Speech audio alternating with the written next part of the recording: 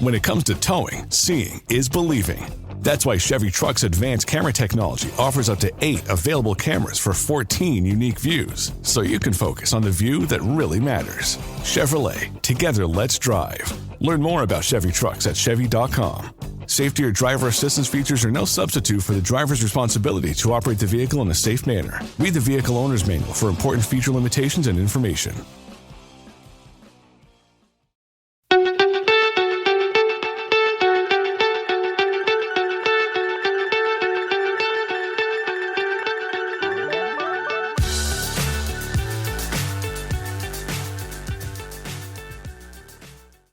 Welcome everyone. We're going to do one of our Premier League reviews again, and join us today from the Essex League and Hornchurch Cricket Club, the champions.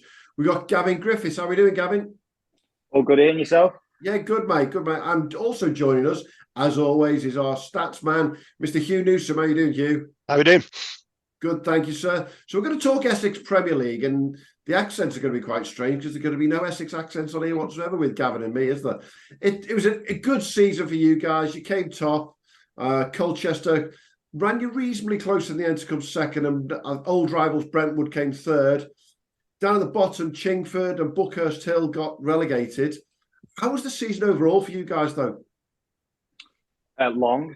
I think we started sort of end of February out in Spain, which from a personal point of view was amazing to sort of get out there and get to know not just the lads playing, but also everyone involved with the club. And we sort of, obviously I know we lost in the final of that, but we sort of carried that momentum through. Shame to get knocked out of the Nationals in the early rounds, if I'm being honest. But I think the league season probably couldn't have gone any better. We had a small hiccup in the middle against Brentwood, but I think other than that, we were pretty much perfect throughout. Got ahead and just kept winning, I guess, up until the last couple of games when, we got beat by on the day better sides. But I think, our eyes were probably focused a little bit more on the League Cup final and the Conference Cup final at that point. Yeah, most definitely. There were some good numbers in the league, though, wasn't there, Hugh?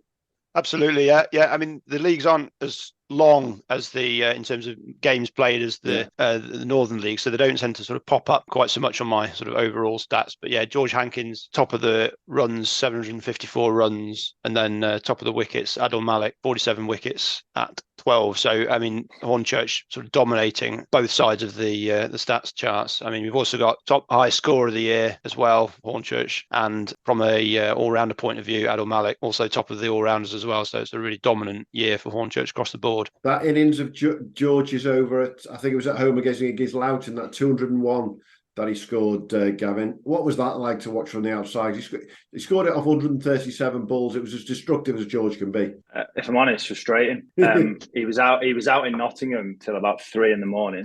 He turned up 15 minutes late. So I'm sat there thinking, God, what's he doing? He then gets to about 50. He's absolutely hanging. I run drinks out to him and he's going, I'm done. I'm like, you're not getting out here. And he just kept going. And yeah, it was a remarkable innings. I think he got dropped on about 60 or 70. But other than that, it was chanceless. And I think once he gets in, no ground in club cricket is big enough for George. I think he picks up length unbelievably well. And yeah, you sort of see the class that he has once he gets through those sort of first 20 or 30 balls. His strike rate, 110 across the season. Exactly. Which is, I mean, the next closest has got half the amount of runs that he's got in terms of strike rate. So yeah, 754 runs at 53, striking 110. So yeah, absolutely incredible. And that's batting at what, number 4? So it's not as if batting in power plays at the top of the order in sort of pink ball cricket. We've purposely sort of not hid him, but held him back a little bit to keep him away from it's club cricket. And sometimes, you lose the toss, you get stuck in on a pitch with a new ball. You can one decent ball, your day's over as a batter. So,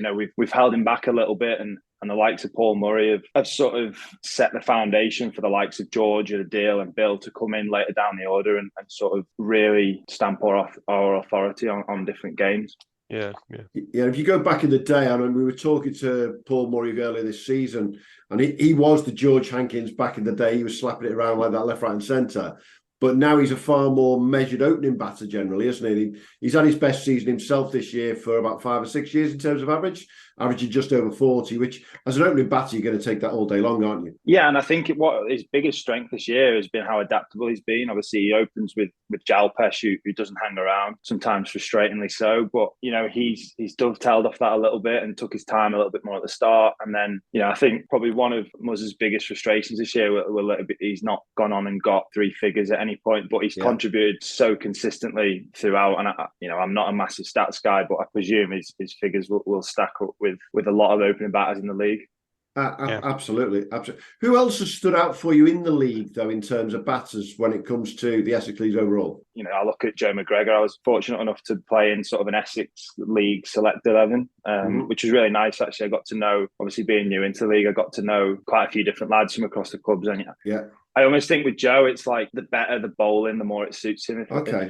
If that makes sense. The more pace that's on the ball, he enjoys that. I actually think, it sounds weird, but he struggles more against the dobbers, if that makes sense. Someone who just runs up, short run up, bowls wicket to wicket. But no, he's someone that's really impressed. And actually, you look at him and you think, how have you not sort of broke that barrier into professional cricket? Okay, that good then. Yeah, I think I really do. I think he's compact, he's solid, he knows his game. And then the other one would be, I didn't actually get many runs against us, but I've seen a couple of innings that he played, would be Colchester's overseas, New Zealand lad, Aditya Ashok. Ashok, yeah. I mean, yeah. He's got called up to play for New Zealand on the back of his performances for Colchester, by the sounds of it. So I only played 9 games, 537 runs at 76. So sentences you don't hear very often in other sports. Got called up for New Zealand, his country, on the back of his absolutely. I mean, they weren't looking at any previous performances. He was nowhere until he turned up in the Essex League. Absolutely. Yeah. What was it about? What was it about Aditya Ashok that caught your eye, Gavin? To be honest, I faced him as a bowler, actually, right at the back end of our innings. I thought my initial thought was Adil's going to be unplayable on this. Okay. And then he must have only batted for 20 balls, but you could just tell the way he hits the ball. And then I think the week before, I'd watched him against someone, I think it was maybe Chingford, where he'd gone and got 130 off about 80 or 90 balls. So those would be the two that stand out. The other lad would be a young lad who got 160 against us, Ali Zeb at Wanstead. He is someone that I think he's got a really bright future in the game. For someone at 16 to play the likes of Adil the way he played that day, albeit on a batter-friendly wicket, his temperament and just everything about what he showed that day shows that I think he can go a long way. Yeah, I mean, just looking at it, I think he popped up. Did he put one big performance in this season? Yeah, was it 171? Was that the young lad at 171? No, Ali got 154 against Hornchurch. Yeah, was it? Yeah, yeah, and he took Adil on, didn't he? Which was quite unusual to see Adil being taken on by many people. Yeah, he sort of bided. They were about 30 for 3 when he came in. I thought, we might steamroll them here, and he built an opening part. He built a partnership with Tom Simmons, and accelerated towards the end. They actually probably declared a little bit late, if I'm honest. I think they got about 310, 320, which was too many, and then we ended up blocking out for a draw. But yeah, I was really impressed with him. He was another one that I played with in that Essex League game. Okay. So yeah, nice to get to know them. And did you say he was only 16? Yeah, I think he's 16. Wow. Under 15 last year. I was just scanning through his stats. Yeah, under 15 last year, he's averaging 30 for Essex under 18s. The season just gone, so he's got 2 more years in that. If he hangs around, I mean, that's there's a few young lads jumping out at me in the last couple of weeks, and he's certainly one of them. Most definitely. This transition you've gone through yourself, Gavin, to come down to play for Hornchurch in the Essex League. How have you found the calibre of the batters in general compared to your professional career? I mean, obviously the depth's not the same. You feel like if you can get sort of 4 or 5 wickets with the quality that someone like Adil's got, you can really, especially at Hornchurch where it spins and bounces. But then equally, we played Colchester last game we won the toss and batted when we probably should have bowled and it flattened out. But you're bowling with a pink ball against lads, and it felt as close to professional cricket as you could get. You had Joe McGregor, Charlie Allison, Guy Haynes, and then the 2 brothers, Fernandez brothers. Yeah. So that in effect is, in my opinion, second team cricket, if not slightly better. You've got a mixed bag, I guess would be my honest answer. Sometimes you watch someone like, I keep going back to Adil bowl, and that's professional level, but that's high level professional bowling. And at times players don't have an answer to that. And I'm not sure, to be honest, many second Professionals team professional lads batting at Hornchurch would have an answer to that, if I'm being brutally honest. But yeah. Perfect way for us to go into the bowlers within the Essex League there, Hugh. What was the top stats there, mate? Well, it's a deal of 47 wickets at 12. Reasonably handy numbers there. Striking every 26 balls, economy of 2.95, so he's going for none as well. Yeah. Ben Waring, second, 40 wickets at 12 as well. Similar numbers. Bailey Whiteman, 35 wickets at 18. And Navidiam Dwivendi. Yeah, Dwivendi, there we go. 30 wickets at 19. And James Clifford, fifth, 27 wickets at 19 as well. So, but it's a deal right at the top there, just cementing Hornchurch's double prong. And they're not just a batting side, not just a bowling side, they're both. Would you say Adil's the most rounded all-rounder you've got in the league, full stop? I think he's in my honest opinion, I think he's the most rounded cricketer in club cricket in England. I can't see how there's anyone who, in my opinion, I can't see how there's anyone who offers what he does with the ball, with the role he plays with the bat, but also his cricket knowledge. Just going back a step to those bowling stats, it's actually really interesting. I think you look at it and I think the top 3 or 4 would be spinners. It is a really spin dominated league, and at times I must admit at Hornchurch it felt like you were, me and Adil bowled quite a lot in tandem. It literally felt like you were bowling for Adil, almost like Adil's going to get wickets to the end. If I can go at under 3 and over for a period of 4 or 5 overs, that's going to build pressure in itself. But yeah, I mean, he's so valuable to us. He's effectively 2 or 3 players in one. And yeah, I genuinely don't know if there's a better amateur club cricketer out there, if I'm being brutally honest. Just looking at the sort of breakdown the over periods here. So looking at sort of second half of the game as well. Does he tend to bowl in the first half of the game then? Looking at here, 30 to 60 overs. Bilal Butts, 21 wickets. Ben Waring, 21 wickets. So, sorry, there he is. Fourth, 19 wickets, second half of the game at an average of 12 still, and he's still only going for 3.64 second half of the game. So, he's tight with people sort of trying to hit out at him. Definitely. I think what we don't see when we just talk about the Essex Premier is what Adil did for the club overall. He got 79 wickets last season. It's 79 wickets across league and cup. It's just unheard of in this club cricket in this country, as far as I'm aware.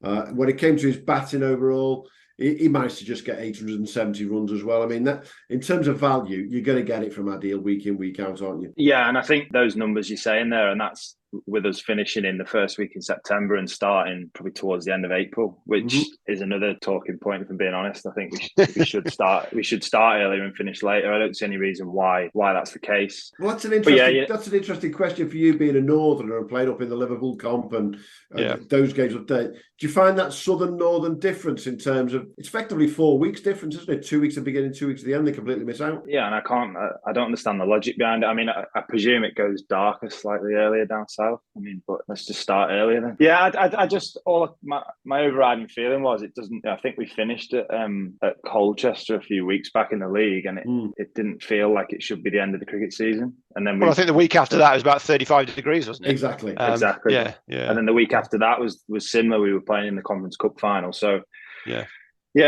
maybe one to look at. The other rule is in the Essex League that I'm not a massive fan of is losing 5 points when you lose the toss and bowl first. So you're effectively getting penalised for losing a toss, which every week me and Hugh shake our head. Well, I just don't random rule. Yeah, I don't even bother checking there. It's not worth where I look at the points table because each league has its idiosyncrasies, shall we say.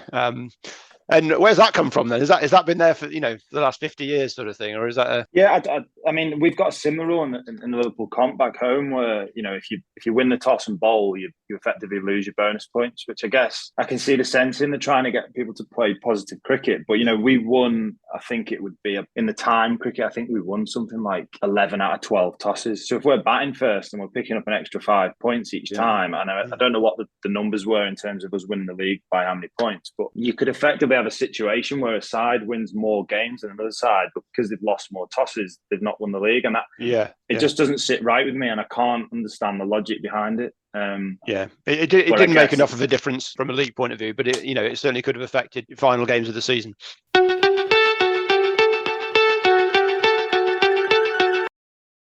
The obvious question, therefore, are you more of a win-lose cricket person than in your head you'd rather play that week in, week out, Gavin? Yeah, 100%. I think I've always been brought up that you play time cricket on a Saturday, and then your Sundays for your limited over stuff. I don't mind the 4 weeks that we have at the start and end in terms of the limited over stuff. I don't mind it, but yeah, I much prefer the challenge of getting people out. I hear a lot of boring when people are blocking out for a draw. Well, it is, but it's also a challenge to test people's techniques.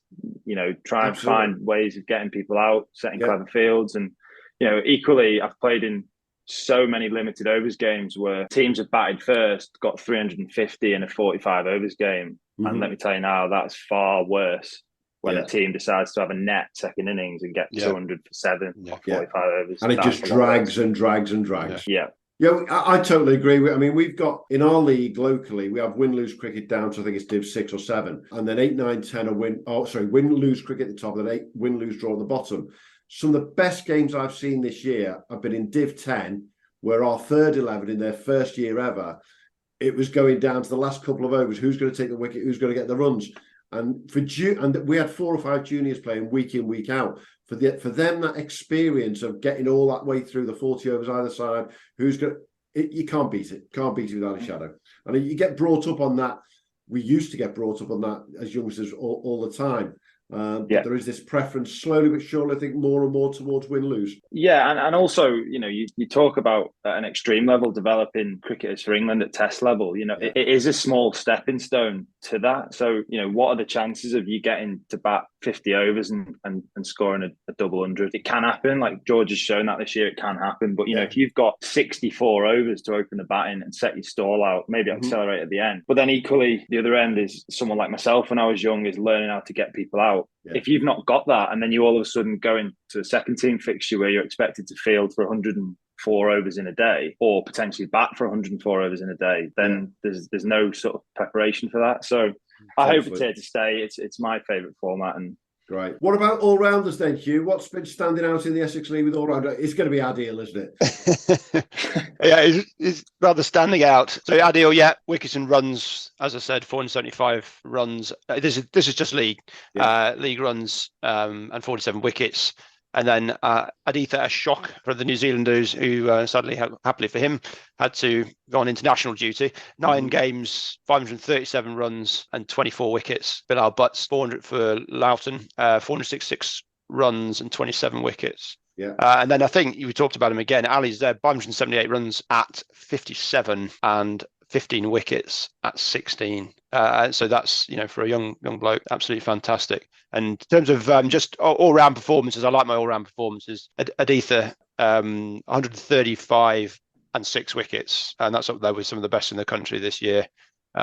James Grady for Hutton, 127 and 3 wickets. And then Ali Zeb again, 62 and 6 wickets. So, some terrific all-round performances. Yeah, I think one of the players that I don't think was mentioned there, and for me is, in terms of cricketing brain, is one of the best down there by a mile. He's your skipper though as well, Gavin, because he's a batter and bowler who scored plenty of runs this year, took decent wickets, maybe not all in the league because he plays the one day as well. But Billy has a significant impact as an all-rounder there as well, doesn't he? 100%. He's a really good lad as well, which helps. He's got the respect of everyone in our dressing room. He bats at 5, opens the bowling, often bowls 9, 10 overs up front with a new ball. Again, worth his weight in gold. I think the only challenge Billy's got is that taking wickets at Hornchurch as a seamer isn't the easiest thing in the world. We played a couple of Conference Cup games sort of out in sort of different leagues, and I noticed straight away the difference in the wickets. It was a lot more seamer friendly conditions. I think we played a game away at Hornsey where we managed to get 200, and we were sat there in the dressing room thinking, God, that's not very many runs considering how heavily Essex League games get scored. So, and then we went out and as soon as we started bowling on it, we were thinking this is a big score. So Billy's worth his weight in gold. Brilliant cricketer, as I say, great lad. I think he's got 1 trophy left as captain that he hasn't won. And from a personal point of view, it's one that I've got my eyes set on as well. I want to play at Lords and hopefully win the National Cup. Yeah, I think the message from your lads on socials was Milford Hall, we're coming for you. Our socials are hilarious. Yeah, it's the National Village Cup. Yeah, the guys, give them a shout out. Graham and George do a phenomenal job on those socials. There's no two ways about it. I've been in touch with them for 6-7 months now. They do a great job. And it is part, we've talked about this before, it's part of the club cricket world these days now. All the best clubs have decent socials. Yeah, they do. There's no I mean, about it. It's a changing world, isn't it? I think with sort of sponsorships and everything that George does, it's been brilliant. But in terms of other all-rounders in the league, I also wrote down a lad called Jack Hebron at Brentwood. I've no idea what his stats were, but I think he got 100 against us at Hornchurch, and he bowls pretty handy seamers as well. And then you've got Sam Handley he's at Hadley, left arm spinner who bats I think 3 or 4. So those would be probably the other 2 that I would count and think in terms of all round club cricketers. Really impressive. You've got yourself versed with the Essex League very quickly, Gavin, haven't you? Has it been a fast learning curve for you this season? Yeah, definitely. I think it's one of the biggest challenges I've faced is actually not knowing conditions, how lads play, how the game's played in Essex compared to other leagues I've played in the past. And I felt that my performances, I have no idea what my stats were. I'm not really that fussed, but my performance level got better through the season. And I'm hoping that sort of next year I'll be able to hit the ground running and sort of have a better idea of conditions and where players score stronger and things like that. Stuff you almost pick up subconsciously that you're not massively aware of. But, my first year in Essex, I've enjoyed massively. And to win the league, it's, in my opinion, for a side of Hornchurch's quality is a bare minimum. As I said before, we should be competing for national titles. I genuinely believe that. So here's a question that we don't get to ask everyone. You've played in quite a few bloody good leagues around the country. You played in the Leicester Premier League, you played in Nottingham, obviously played up the Liverpool comp. Where does Essex sit in terms of that? Can of worms being opened here. Correct. I mean, I guess you can only judge that. It's an impossible question to answer. The only way you can judge that is sort of which side. Can you see the creosote in his backside there, Hugh? Which sides regularly get to national quarters and semis? And generally you look at it, there's always an Essex side in there. There's always a Liverpool comp side. It's generally Nottingham side, aside from real far up north, aside from Liverpool comp. And it swings and roundabouts. It's just very different. As I say, I've never played club cricket with a player like Adil, but equally, I've played in club sides that are probably more well-rounded than what I'm playing at the moment, if that makes sense. So in terms of, we'd have 11 lads that were better in the field, for example, and things like that. Mm-hmm. So it's an impossible question to answer. It's a good question to ask, and it makes everyone squirm, and we do like doing a bit of that, obviously. So, hey, we're coming towards the end of the conversation, Gavin, but just tell us who you're looking forward to keeping an eye on in the future now. Some key players, the youngsters, we've already talked about 1 or 2 of them, both at your club and around the league. I'll start with the lads at our club. I mean, you've obviously spoke a bit about Paul Murray there and his chuckle brother. Yeah, you've got his chuckle brother, Mark Whitlock. They've got 2 kids that are literally, they're just going to be, it's just hilarious. They're going to be direct replacements. They're only sort of 13, 14. So, you're probably talking at least 3 or 4 years away. Things change fast. Mm-hmm. Kids at that age can grow at a rapid rate. But I guess, for someone like Muzz, it's about, can he sort of maintain the level of play that he's had for the next sort of 3 or 4 years and then potentially have a bit of a change in the guard? That'd be phenomenal, wouldn't it, to see the flying bus and Muzz disappear and their 2 lads come straight into the ones. That'd be incredible. Yeah, I mean, the flying bus you speak about, he spoke about potentially, dropping down maybe on some Saturdays. Again. Yeah, so obviously as Billy gets older, I think Mark might want to play a little bit with him, and then we'll see how that develops. Yeah. And then, in terms of other cricketers that you're keeping your eye on, as I mentioned before, Ali Zeb. There's another lad actually at Loughton, Ozzy Elliott, I think he was called. Again, technically superb, but just lacked a little bit of strength. So, he'd hit a cover drive, and instead of beating that man at extra cover, it'd hit him. But again, 6 months down the line, he has a growth spurt, and you could see I would have no idea what his stats were, but he just, as I say, you bowl at him, you could just tell that he's got something. I think he would have been 16, 17 as well. Looks under 16 this year, just gone. So he's just 236 runs at 30. Yeah, I mean, there you go for a 6. That ain't bad going. In the Premier League at that age, that's some effort. Essex Cricket Board under 16, 428 runs at 35. So it looks to be a super player. And like you say, you see that a lot with young kids, don't you? They're hitting the fielders and they're getting frustrated, and then the next year they're going straight past those fielders, aren't they? So all it takes is a little bit, and everything. 30s averaging is becoming 50.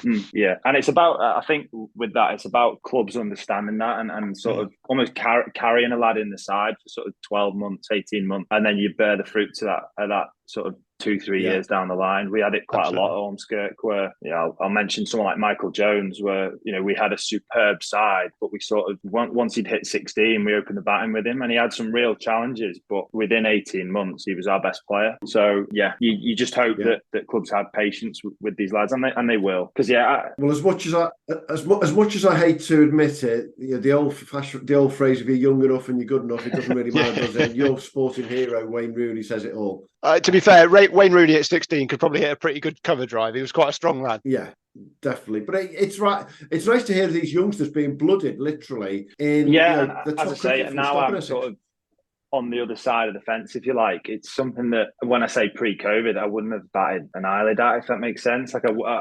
Whereas now you come on the other side and you go, it's great to see these lads that are 15, 16, 17 putting in performances, and it's almost like you're playing in the game, and obviously you want to win, but there's also a side of you that's like, I actually want this kid to do quite well. If that makes sense. So it's in terms of Hornchurch, I think the work that they've done in the last sort of 12 months, certainly since I've been there with the junior section, similar story. You would hope that in sort of 3 or 4 years that they'll bear the fruits of that labour. Hey, it's been great chatting, Gavin, about everything down in Essex. A long way from where your hometown is, obviously. I'm glad you've enjoyed your first full season down there with the lads, obviously, and it's been a bit of a roller coaster from Spain all the way through to the league, etc. And obviously we'll keep in touch over the winter and look forward to catching up with you in the new year. Thanks, Ian. Thanks, guys. Thanks, Gavin. Cheers. Thank you. Thanks for listening to the Premier League Cricket Show. If you haven't already, make sure to hit that subscribe button so you don't miss out on future episodes and stay updated on all the latest news, views and discussions from around the Cricket's Premier Leagues. And be sure to follow us on X, formerly known as Twitter, and Instagram at TPL Cricket Show on both. Join the conversation, share your thoughts and connect with us and your fellow Premier League cricket fans. And hey, if you enjoyed the show, why not show us some love? Leave us a 5-star review on your favourite podcast platform, as it helps other potential listeners to find us when they're searching for cricketing podcasts. Thanks again for being part of the Premier League Cricket Show family, and until next time, have a good one.